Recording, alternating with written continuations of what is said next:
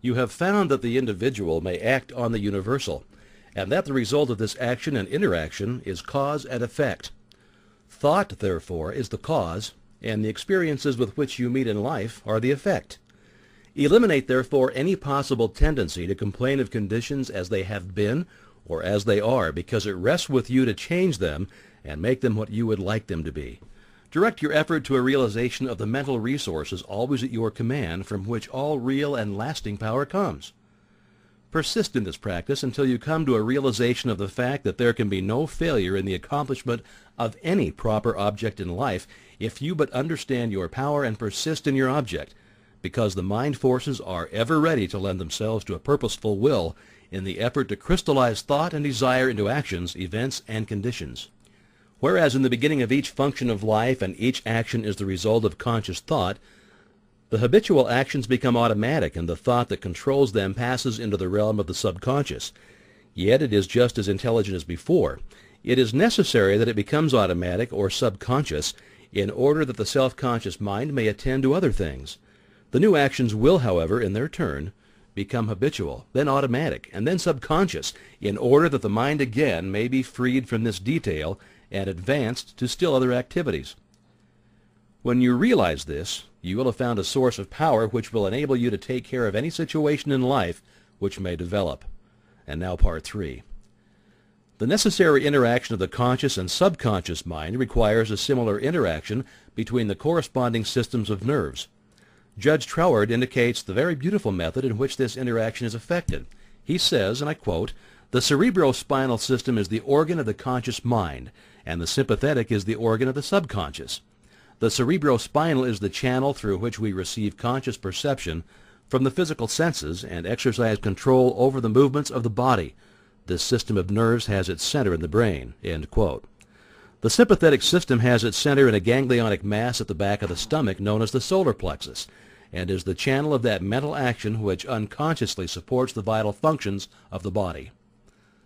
The connection between the two systems is made by the vagus nerve, which passes out of the cerebral region as a portion of the voluntary system to the thorax, sending out branches to the heart and lungs, and finally passing through the diaphragm. It looses its outer coating and becomes identified with the nerves of the sympathetic system, so forming a connecting link between the two and making man physically a single entity. We have seen that every thought is received by the brain, which is the organ of the conscious. It is here subjected to our power of reasoning.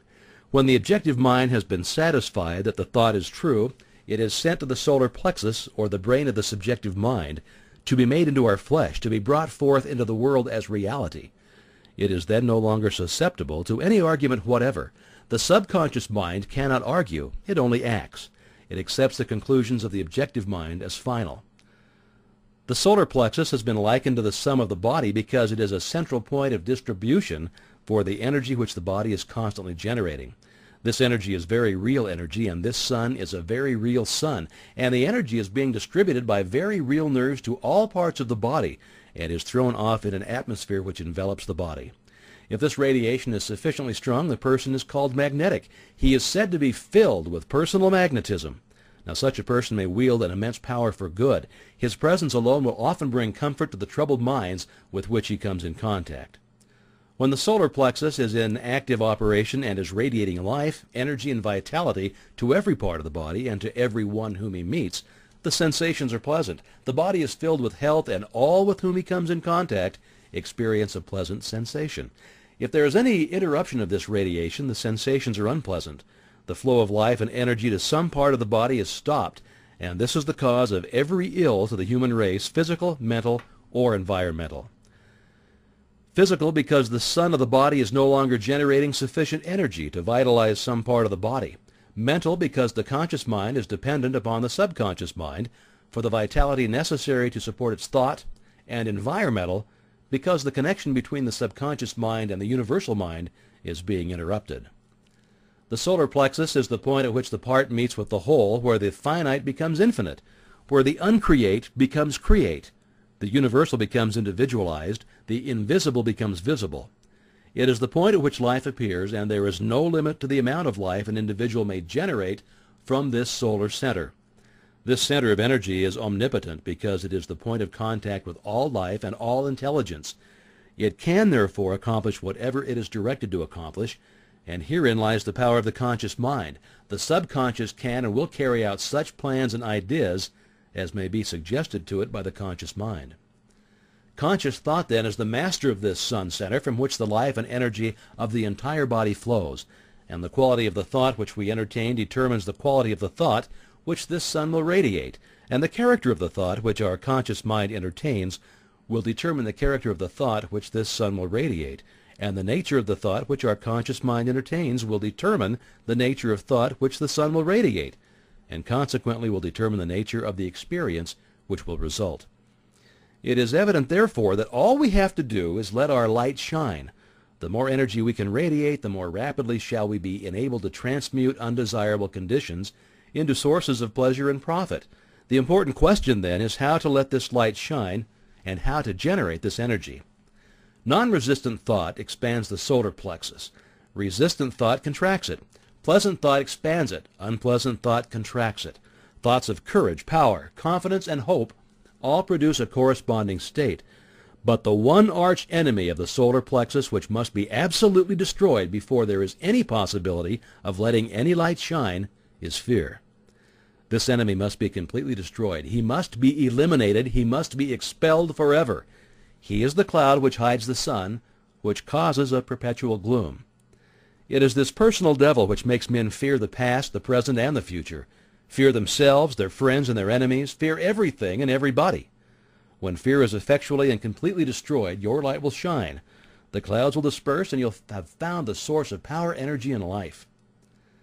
When you find that you're really one with the infinite power, and when you can consciously realize that this power, by a practical demonstration of your ability to overcome any adverse condition by the power of your thought, then you will have nothing to fear. Fear will have been destroyed, and you will have come into possession of your birthright. It is our attitude of mind toward life which determines the experiences with which we are to meet. If we expect nothing, we shall have nothing. If we demand much, we shall receive the greater portion. The world is harsh only as we fail to assert ourselves. The criticism of the world is bitter only to those who cannot compel room for their ideas. It is fear of this criticism that causes many ideas to fail to see the light of day. But the man who knows that he has a solar plexus will not fear criticism or anything else. He will be too busy radiating courage, confidence, and power. He will anticipate success by his mental attitude. He will pound barriers to pieces. He will leap over the chasm of doubt and hesitation which fear places in his path. A knowledge of our ability to consciously radiate health, strength, and harmony will bring us into a realization that there is nothing to fear because we're in touch with infinite strength. Now, this knowledge can be gained only by making practical application of this information. We learn by doing. Through practice, the athlete becomes powerful.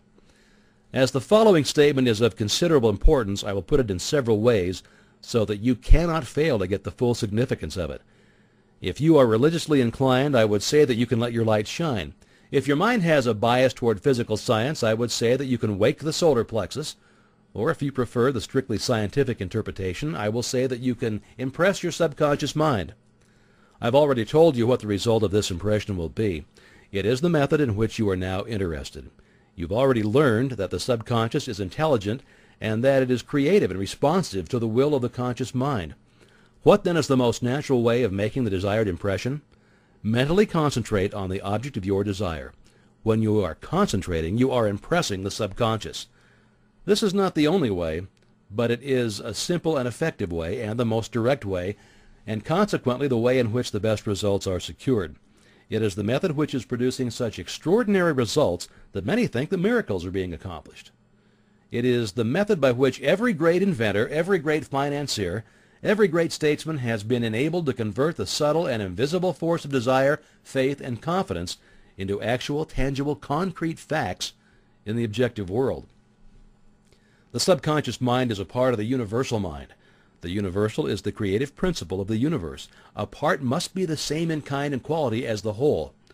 This means that this creative power is absolutely unlimited. It is not bound by precedent of any kind, and consequently has no prior existing pattern by which to apply its constructive principle.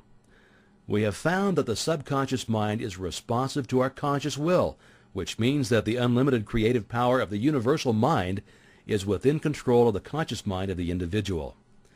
When making a practical application of this principle, in accordance with the exercises given in the subsequent lessons, it is well to remember that it is not necessary to outline the method by which the subconscious will produce the results you desire. The finite cannot inform the infinite. You are simply to say what you desire, not how you are to obtain it. You are the channel by which the undifferentiated is being differentiated, and this differentiation is being accomplished by appropriation. It only requires recognition to set causes in motion, which will bring about results in accordance with your desire, and this is accomplished because the universal can act only through the individual, and the individual can act only through the universal. They are one. For your exercise this week, I will ask you to go to one step further. I want you to not only be perfectly still and inhibit all thought as far as possible, but relax. Let go. Let the muscles take their normal condition. This will remove all pressure from the nerves and eliminate that tension which so frequently produces physical exhaustion. Physical relaxation is a voluntary exercise of the will, and the exercise will be found to be of great value as it enables the blood to circulate freely to and from the brain and the body. Tension leads to mental unrest and abnormal mental activity of the mind. It produces worry, care, fear, and anxiety. Relaxation is therefore an absolute necessity in order to allow the mental faculties to exercise the greatest freedom. Make this exercise as thorough and complete as possible. Mentally determine that you will relax every muscle and nerve until you feel quiet and restful and at peace with yourself and the world. The solar plexus will then be ready to function, and you're going to be very surprised at the